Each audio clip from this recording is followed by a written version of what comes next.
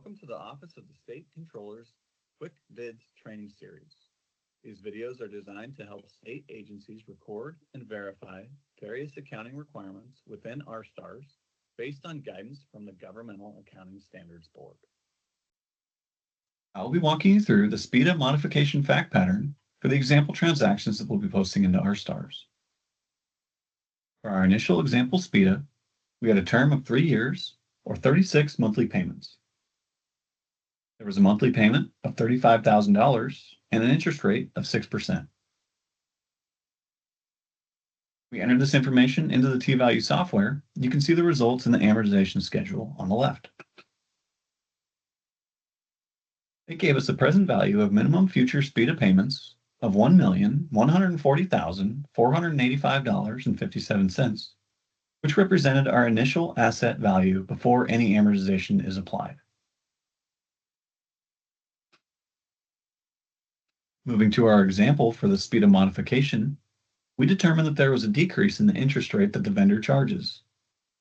It decreased this from 6% to 3% as some kind of economic incentive to retain clients.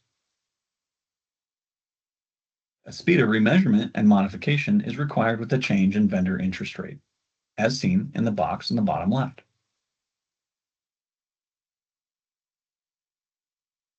This modification took place on August 2nd, 2026, which is 16 months after the original commencement.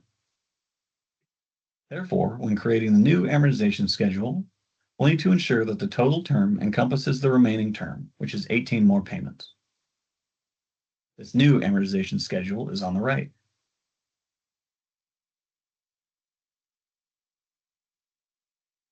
We need to account for a SBITA modification by remeasuring the SBITA liability. The SBITA asset should be adjusted by the difference between the remeasured liability and the liability immediately before the modification.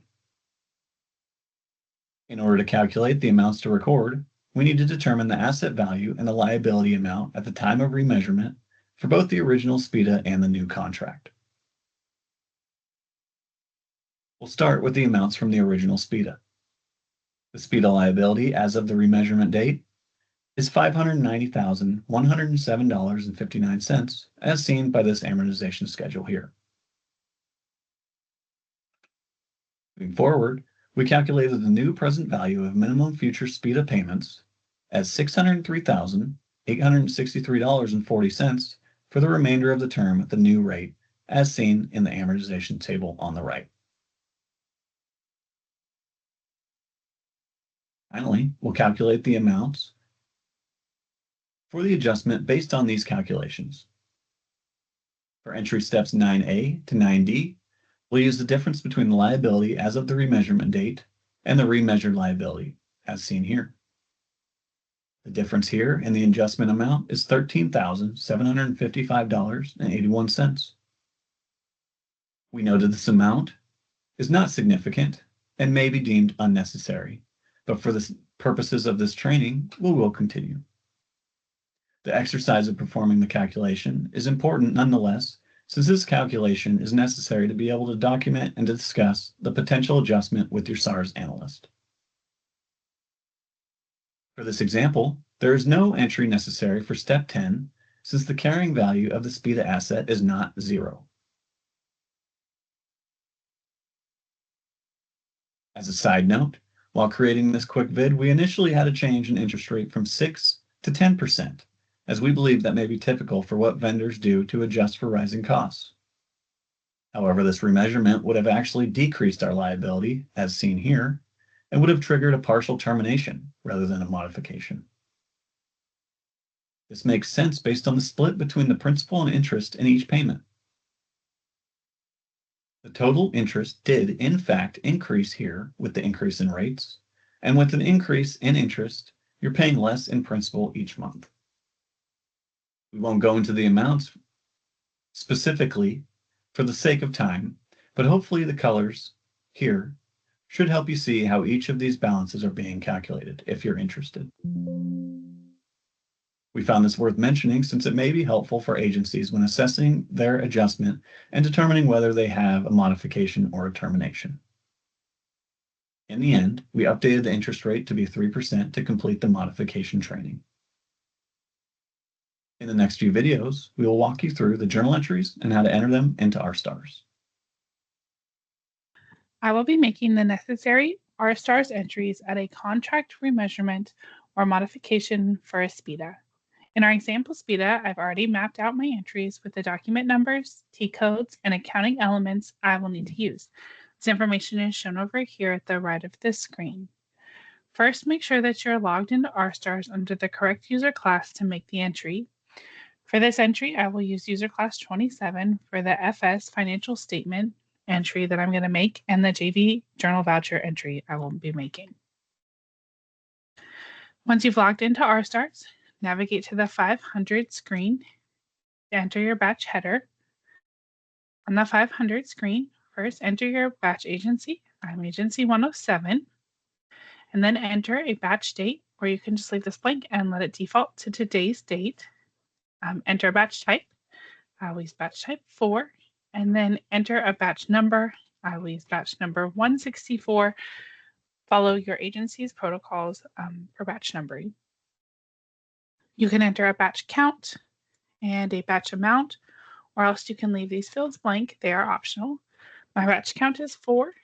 My batch amount is $55,023.24, and it is shown over here on this part of the screen. Your batch amount is always the absolute value of all of your entries. So while my FS document is actually a negative entry, it's going to show in the batch amount positive, giving me $55,023.24 as my batch amount. The batch edit mode is set to 2. I'm going to leave it there. And then I can enter an effective date, or I can leave it blank and let it default. So at this point, I'm going to press F10 to save my header and enter into the batch. My first entry will recognize the SBITA contract proceeds incurred within the governmental fund. First, I'm going to enter and just make sure that my effective date is correct for the fiscal month and fiscal year that I want my transaction to post. So that is. Then I'm going to move on to my document number, which is FS 260802. The system will automatically capitalize the FS once I bring in the lookup fields, so it's okay to leave them lowercase. And then I can do 001 for my suffix. My transaction code is 908R, so I'm going to put the 908 here, and then I'm going to add my R. I always want to add my R first, that way I don't forget it.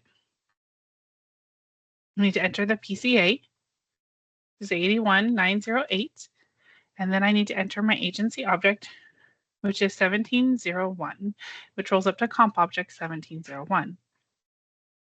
Then I'm going to enter my transaction amount, which is the $13,755.81, and then my document amount, which is the total of both of my FS suffixes, and they are negative, so my document amount is negative $27,511.62.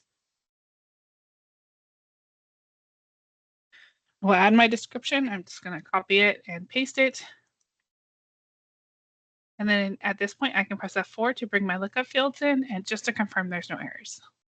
The lookup fields are brought in, so it's brought in my comp object and my appropriation number and my fund.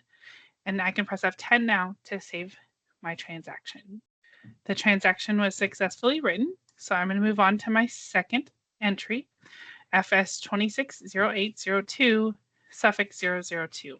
The suffix automatically incremented, and I have many of my fields left on this transaction that I've copied over, so I'm going to check them and change what's necessary.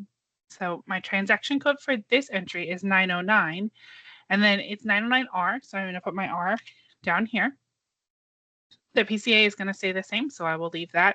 I do need to change my agency object, so it is 6356, and then my document amount is the $13,755.81. Then I need to change the description.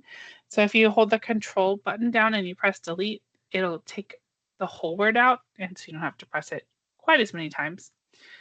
And then I'm going to copy in, recognize the acquisition of the asset.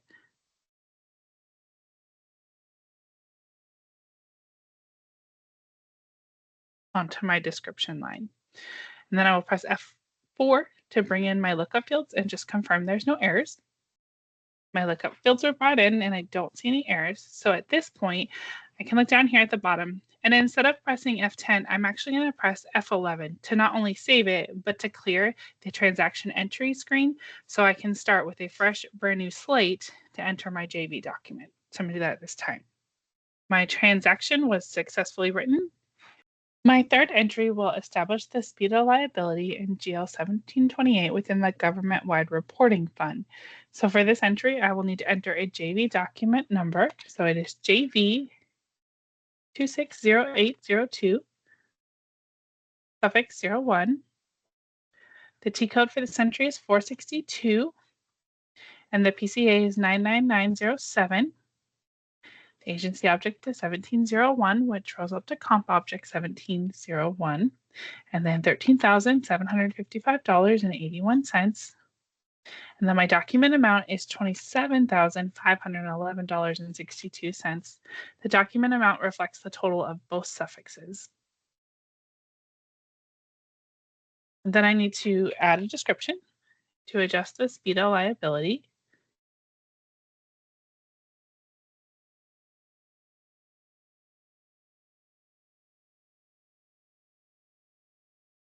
T code 462 requires a GL to be input. So I'm going to use GL 1728 for this example to record this amount in subscription-based IT obligations. At this point, I can press F10 and save my entry. My transaction was successfully written, and my suffix automatically incremented to 002 for my next transaction. I'm going to change the T code to 545 for this entry. My PCA will stay the same, but I do need to change my agency object to 6356, which rolls up to comp object 5356. And then I need to put my amount here, so $13,755.81. Then I'm going to change my description to adjust the SBITA asset.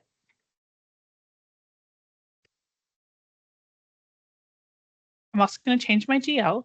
For my fourth entry, it has to hit GL 0819 for subscription-based IT assets.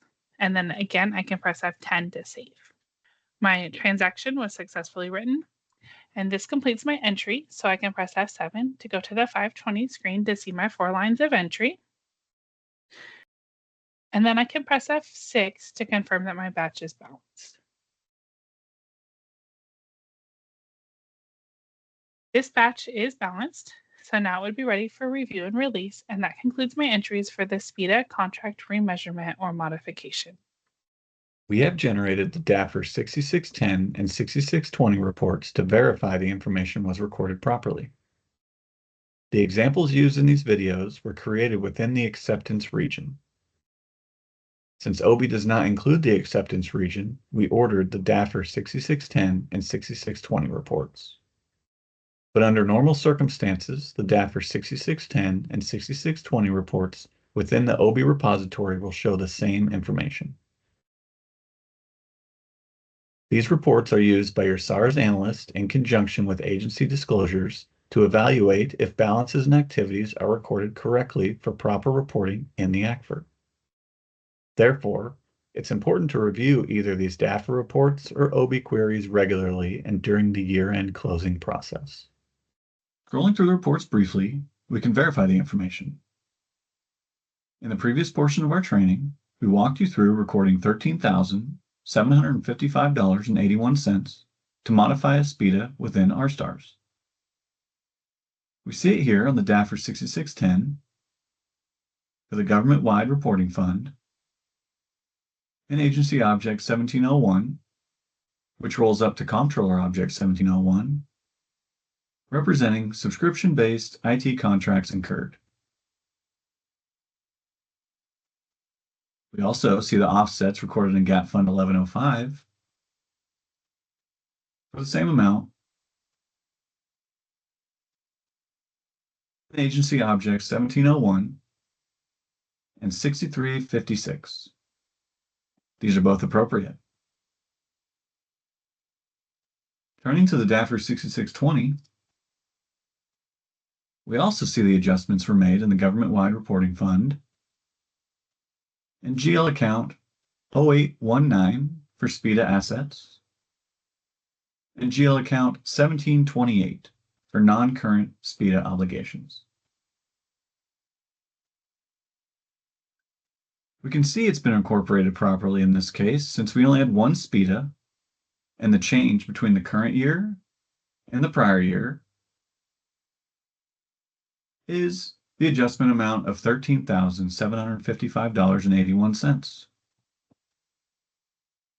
We can also tell by looking at the balance in GL 1728